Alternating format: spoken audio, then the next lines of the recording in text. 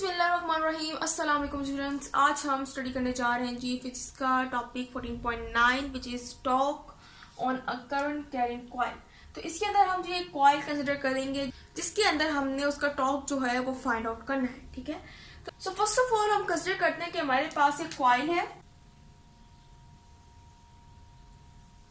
So this is a rectangular coil, ठीक है, जिसके अंदर से करंट जो है वो पास हो रहा है। यहाँ से हमारे पास करंट जो है वो फ्लो करना शुरू कर रहा है और यहाँ से ये यू मूव करता हुआ इधर ऊपर की तरफ जा रहा है। ठीक है, यहाँ से हमारे पास करंट जो है उसकी मूवमेंट है फ्रॉम डाउनवर्ड टू अपवर्ड। ठीक है, अब क्या हुआ जी, अब हम कहते हैं कि फॉर एग्जाम्पल हम सपोज करते हैं कि हमने इसके अंदर मैग्नेटिक फील्ड जो है वो प्रोड्यूस करते हैं। ठीक है, जैसे कि मैंने यहाँ पर जी रख दिया है नॉर्थ पोल को, ये मेरे पास ये नॉर्थ पोल है और ये मेरे पास साउथ। तो ये मेरे पास फॉर एग्जांपल ये मेरे पास नॉर्थ पोल है, ये मेरे पास साउथ पोल है। अब क्या होगा, मेरे पास मैग्नेटिक फील्ड जो है वो जनरेट होंगी फ्रॉम नॉर्थ टू साउथ। ठीक है, नॉर्थ से साउथ की तरफ मेरे पास मैग्नेटिक फील्ड जो है वो प्रोड्यूस होना शुरू हो जाएगी इस तरह से। ठीक है, यूनिफॉर्म मैग्नेटिक फील्ड जो है वो। तो आप कह सकते हैं कि हमने इसके अंदर एक रेक्टेंगुलर कॉइल लिया है जिसके अंदर से करंट जो है वो पास हो रहा है और फिर हमने क्या कर दिया है, इसी रेक्टेंगुलर कॉइल को जिसके अंदर से करंट पास आउट हो रहा है, हमने उसको एक यूनिफॉर्म मैग्नेटिक फील्ड बी के अंदर जो है वो इंट्रोड्यूस करवा दिया। ठीक है, तो दिस इज हमारे पास ये क्या मैग्नेटिक फील्ड बी है। ठीक है, अब हम कहते हैं कि अब हमारे पास जो मैग्नेटिक फील्ड की वजह से इस कॉइल पे फोर्स लगेगी वो हमें पता है, वो क्या होगी, F is equal to ILB sine theta, जो कि हमने पहले भी निकाली थी, जिसमें हमारे पास I जो है वो करंट है, L जो है वो लेंथ है कंडक्टर की, B मैग्नेटिक फील्ड है और साइन थीटा क्या है, angle between the conductor and the field. Field और कंडक्टर के दरमियान का जो एंगल बन रहा है हमारे पास वो क्या है, साइन थीटा। अब हम इसकी साइड्स को नेम देते हैं। ठीक है, अब हम कहते हैं हमारे पास 1 2 3 4 साइड्स हैं, हम इनको नेम देते हैं कि ये मेरे पास फॉर एग्जांपल ये है B, ये है A, ये मेरे पास है C, ये है मेरे पास D। ठीक है, तो मैंने क्या कर दिया है, इनको नेम दे दिया है। अब मैं देखती हूँ कि मेरे पास साइड्स BA एंड CD, मैं B और CD का कंपैरिजन करती हूँ, BA एंड CD का। तो मैं देखती हूँ कि मेरे पास जो BA साइड है वो क्या है, पैरेलल है टू द मैग्नेटिक फील्ड। ठीक है, यानी कि अगर मेरे पास साइड इस तरह जा रही है तो मेरे पास मैग्नेटिक फील्ड जो है वो भी इसी तरह जा रही है। सो ये क्या है, पैरेलल है दोनों केस में। और हम कह सकते हैं फिर ये हमारे पास क्या है, यहाँ पर जो एंगल बनेगा वो या तो हमारे पास क्या होगा, साइन 180 डिग्री का।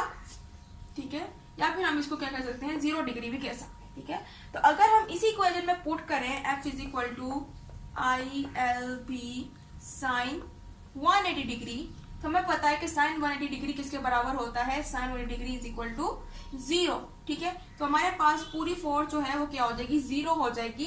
तो हम देख सकते हैं कि CD भी हमारे पास पैरेलल थी, तो यहाँ पर भी फोर्स जो है वो 0 है। सो ये भी हमारे पास यहाँ पर भी जो फोर्स है वो क्या होगी, 0 होगी। तो ये क्लियर हो गया, CD और BA पे हमारे पास जो फोर्स है वो क्या है, 0 है। ठीक है, अब हम साइड CB और DA की बात कर लेते हैं। हम देख रहे हैं कि CB और DA जो है हमारे पास क्या है, ये परपेंडिकुलर है। ठीक है, परपेंडिकुलर है टू द मैग्नेटिक फील्ड, यानी कि मैग्नेटिक फील्ड यूं जा रही है तो ये क्या जा रही है, ऊपर की तरफ जा रही है साइड। तो हम देख सकते हैं कि CB पे और हम DA पे जब इनका कंपैरिजन करते हैं तो ये दोनों क्या है, परपेंडिकुलर है और हर तरफ 90 डिग्री का एंगल बन रहा है, यहाँ पर भी, यहाँ पर भी, यहाँ पर भी। ठीक है, तो हम देख सकते हैं हमारे पास BC पर और AD पर क्या हो रहा है कि हमारे पास एंगल जो है between the field and the conductor sides वो क्या है जी, 90 डिग्री विच इज परपेंडिकुलर। ठीक है, सो 90 डिग्री का एंगल बन रहा है साइन थीटा पे। तो हम देख लेते हैं जी F is equal to ILB sine 90 degree, और हमें पता है sine 90 degree is equal to 1। तो ये 1 से मल्टीप्लाई जब होंगे तो हमारे पास फोर्स क्या निकलेगी, I into L into B। तो पता चल गया कि साइड CB और हमारे पास DA पर फोर्स जो है वो ILB है, जबकि हमारे पास जो साइड हमारे पास थी CD एंड BA, इस पे हमारे पास कोई भी फोर्स अप्लाई नहीं हो रही है। तो हमने क्या कर लिया, फोर्स फाइंड कर ली है साइड्स पर। और फॉर एग्जांपल मैं कहती हूँ कि यहाँ पर जो मेरे पास फोर्स लग रही है, ठीक है, यहाँ पर, ठीक है, ये मेरे पास है F1। ठीक है, ये F1। ठीक है, और यहाँ पर जो मेरे पास फोर्स लग रही है वो है जी F2। अब मैंने कहा है CB पे भी हमारे पास जो फोर्स है वो ILB है और DA पर भी हमारे पास जो फोर्स है वो क्या है, ILB है। सो अब हम लिख सकते हैं कि हमारे पास जो फोर्स F1 है वो बराबर है F2 के, और हमारे पास ये दोनों फोर्सेस बराबर है ILB के। सो दोनों साइड्स पे जो हमारे पास फोर्स है वो क्या है, ILB। इस तरह जब हम F1 की डायरेक्शन देख रहे हैं कि हमारे पास ये फोर्स कहाँ पर जा रही है, ये फोर्स जो है वो आउट ऑफ द पेज है, जबकि ये F2 फोर्स जो है ये क्या है, इनटू द पेज, क्योंकि हमें पता है कि ये हमारे पास क्या है, इस तरह से, ठीक है, ये क्या है, बाहर निकला हुआ है। एरो क्या शो करता है, आउट को शो करता है, तो ये हमारे पास आउट है, ये हमारे पास क्या है, ये इन है, जहां से स्टार्टिंग हो रही है, ठीक है। सो F2 क्या है, इनटू द पेज है, ठीक है, और हमारे पास F1 क्या है, आउट ऑफ द पेज जो है वो क्या कर रही है, मूव कर रही है, ठीक है। तो हम देख सकते हैं कि हमारे पास जो रेक्टेंगुलर कॉइल है ये अपने एक्सिस पर, फॉर एग्जाम्पल ये इसका क्या है, एक्सिस है, और ये अपने एक्सिस के अराउंड घूमने की काबिल है कि ये क्या कर सकती है, रोटेट कर सकती है अराउंड इट्स एक्सिस। ये इसका एक्सिस है और ये अपने एक्सिस से जो इर्द गिर्द है वो क्या कर सकती है, घूम सकती है, ठीक है, टर्न कर सकती है। तो इस केस में हम कह सकते हैं कि हमारे पास जो फोर्स F1 और F2 जो है वो इक्वल तो है, लेकिन ऑपोजिट भी है डायरेक्शन में। क्यों? क्योंकि हमारे पास जो F1 है वो क्या है, राइट साइड पर है, F2 जो है वो लेफ्ट साइड पे है, और जब ये मूव करेंगी तो क्या होगी, इनकी डायरेक्शन भी ऑपोजिट होगी, ठीक है।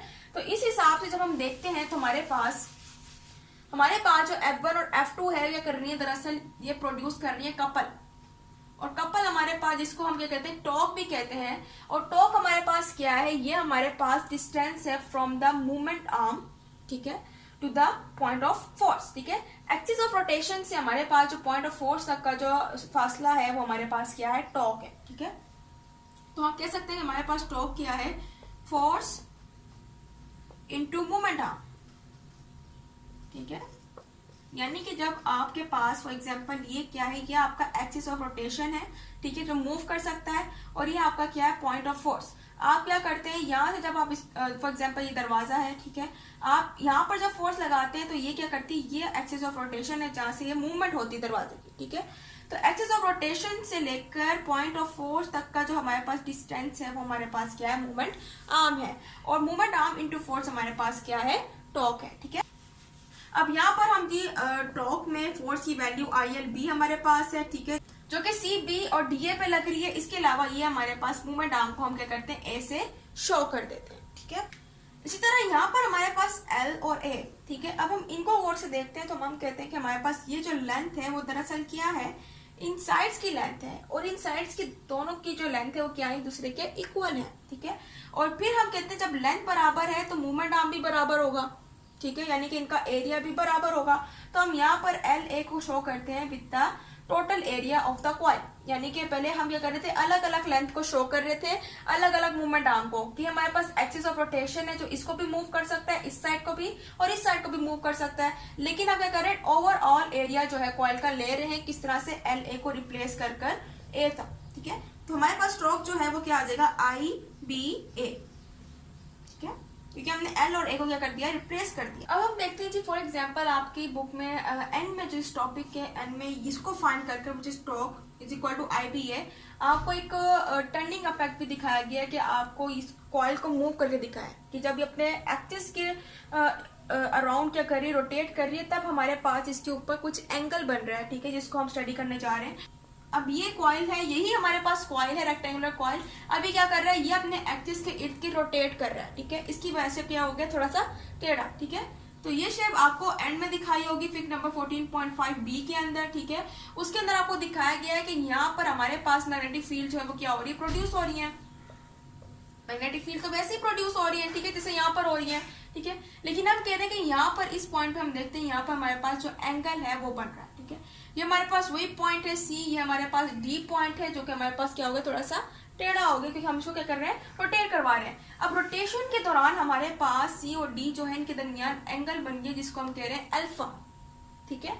तो हमने देखा कि हमारे पास टर्निंग में भी हमारे पास एक थीटा जो है जिसको हम अल्फा कह रहे हैं वो प्रोड्यूस हो रहा है, ठीक है। और इस केस में हमारे पास जो अल्फा है वो हमारे पास क्या है, कोस अल्फा, ठीक है, यहाँ पर हमारे पास कोस अल्फा होगा, ठीक है। और इस केस में हमारे पास यहाँ पर साइन अल्फा, लेकिन हमारे पास एंगल जो है वो यहाँ पर प्रोड्यूस हो रहा है, तो ये हमारे पास क्या होगा जी, कोस अल्फा, ठीक है। तो अब हम देख सकते हैं कि हमारे पास जो टॉर्क है वो क्या निकल आएगा, हमारे पास टोटल टॉर्क निकल आएगा बी ए कॉस एल्फा। तो ये हमारे पास टोटल टॉर्क निकल आया है, ठीक है। सो इस केस में हमारे पास यही हुआ है कि फील्ड के अंदर हमारे पास एंगल जो है वो क्रिएट हो गया, जिसकी वजह से हमारे पास जो मूवमेंट आर्म था, मूवमेंट आर्म क्या था, एक्सिस ऑफ रोटेशन से लेकर फोर्स तक का जो हमारे पास डिस्टेंस है वो हमारे पास क्या निकल आया, कॉस एल्फा। तो ये हमारे पास क्या निकला है, torque is equal to I B A cos alpha. और ये हमारे पास F2 की डायरेक्शन है, ये हमारे पास F1 की डायरेक्शन है, और ये हमारे पास टॉर्क निकला है I B A cos alpha. So we have find the torque, ठीक है, which is on the current carrying coil, ठीक है, रेक्टेंगुलर कॉइल। सो इंशाल्लाह अगले लेक्चर में मजीद जो हमारे पास टॉपिक्स हैं उनको हम स्टडी करेंगे। सो तब तक के लिए अल्लाह हाफ़िज़।